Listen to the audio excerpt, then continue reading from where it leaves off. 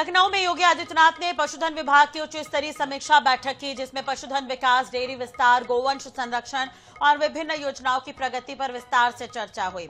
मुख्यमंत्री ने अधिकारियों को निर्देश दिए कि पशुपालकों तक योजनाओं का लाभ प्रभावी ढंग से पहुंचे।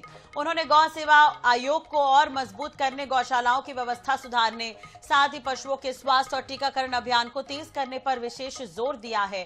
मुख्यमंत्री ने कहा कि पशुधन क्षेत्र ग्रामीण अर्थव्यवस्था की रीढ़ है, इसलिए इसमें नवाचार और बेहतर प्रबंधन आवश्यक है। तो बैठक में विभाग के वरिष्ठ अधिकारी भी मौजूद रहे। लखनऊ के लोक भवन में मुख्यमंत्री योगी आदित्यनाथ ने 1228 नर्सिंग अधिकारियों को नियुक्ति पत्र दिए हैं और कहा कि नर्सिंग सेवा और संवेदना से जुड़ा पेशा है।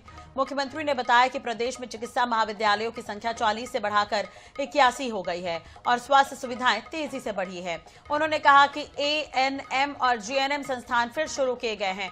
करोड़ों लोग स्वास्थ्य योजना से जुड़े हैं। किंग जॉर्ज मेडिकल यूनिवर्सिटी को देश में 8वां स्थान मिला है। वहीं गोरखपुर और रायबरेली में बड़े चिकित्सा संस्थान सफलतापूर्वक चल रहे हैं। मुख्यमंत्री ने कहा कि बड़ी संख्या में बेटियों को नौकरी मिलना गर्व की बात है और सरकार ने 9 साल में 9 लाख से ज्यादा नौकरियां दी है। आज यहाँ पे 18 मेडिकल कॉलेजेज हमारे ऐसे हैं जहां BSc नर्सिंग और 22 नए कॉलेजेज जो निर्माणाधीन हैं, उनमें भी हम इस कार्य को सफलतापूर्वक आगे बढ़ा रहे हैं। SGPGI यहां पे इन्होंने diabetes centre 500 bedded paediatric centre की स्थापना इन्होंने की है। इमरजेंसी मेडिसिन और रेनल ट्रांसप्लांट सेंटर शुरू किया है। एडवांस डायबिटिक सेंटर, जिसमें डायबिटीज और किडनी के मरीजों को एक ही छत के नीचे उपचार किया जा सकता है, आज ये सुविधा वहां पर उपलब्ध करवाई गई है। और SGPGI आज टेली कंसल्टेशन के माध्यम से अन्य प्रदेश भर के मेडिकल कॉलेजेस को जो दूर दराज के क्षेत्रों में, वहां पे तो अपनी टेली कंसल्टेशन की सुविधा दे ही रही है। उत्तराखंड को भी, हरियाणा को भी, उड़ीसा को भी और वेल्लोर को भी आज वह टेली कंसल्टेशन से अपनी सुविधा यहां से उपलब्ध करवा रही है। ये उत्तर प्रदेश के लिए एक गौरव की बात है कि हमारा चिकित्सा संस्थान देश के अन्य संस्थानों की मदद करता हुआ दिखाई दे रहा है। यही मानवता की सबसे बड़ी पूंजी होती है। एक शब्द बोलने के लिए नहीं, हमारे व्यवहार में झलकना भी चाहिए और हम उसको आज करते हुए दिखाई दे रहे हैं। डॉक्टर राम मनोहर लोहिया आयुर्विज्ञान संस्थान में kidney, liver, bone marrow transplant, advance neuro sciences centre, ये सभी कार्य लगभग पूरे हो चुके हैं और कुछ ने अपना कार्य भी प्रारंभ कर दिया है।